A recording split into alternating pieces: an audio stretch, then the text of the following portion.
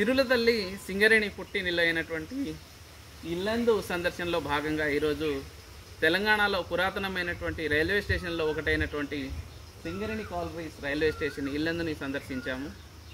ఈ చారిత్రక నేపథ్యం చూస్తే మనకి ఈ తెలంగాణలో ఇల్లందు ప్రాంతంలో తొలిసారిగా బొగ్గు నిల్వలు ఉన్నట్టు డాక్టర్ విలియం కీనన్ అనే ఒక బ్రిటిష్ అధికారి కనిపెట్టడం జరిగింది.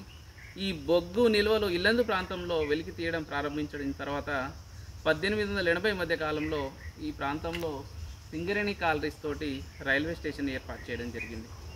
ఆ తర్వాత కాలంలో 1885లో హైదరాబాద్ దక్కన్ కంపెనీగా ఉన్నటువంటి ఈ బొగ్గు సేకరించే కంపెనీ 1920-21 మధ్యకాలంలో 7వ నిజామైనటువంటి Mir Osman Ali Khan the Singareni collieries company లిమిటెడ్గా పేరు మార్చడం జరిగింది.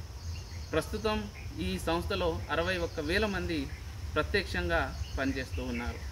అంతటి గొప్ప చారిత్రక నేపథ్యం కలిగినటువంటి ప్రాంతం మన ఇల్లందు. ఈ ఇల్లందు ప్రాంతంలో ఉన్నటువంటి ప్రస్తుత సింగరేణి కాలరీస్ కంపెనీ లిమిటెడ్గా ఉన్నటువంటి రైల్వే స్టేషన్ శిథిలావస్థలో ఉన్నది. ప్రభుత్వం కనీసం ఈ యొక్క ప్రాంతాలను సందర్శించాలి, ఈ రైల్వే స్టేషన్ని పరిరక్షించాల్సినటువంటి బాధ్యత ప్రభుత్వం మీద ఎంతైనా ఉందని తెలియజేస్తూ ముగిస్తున్నాం.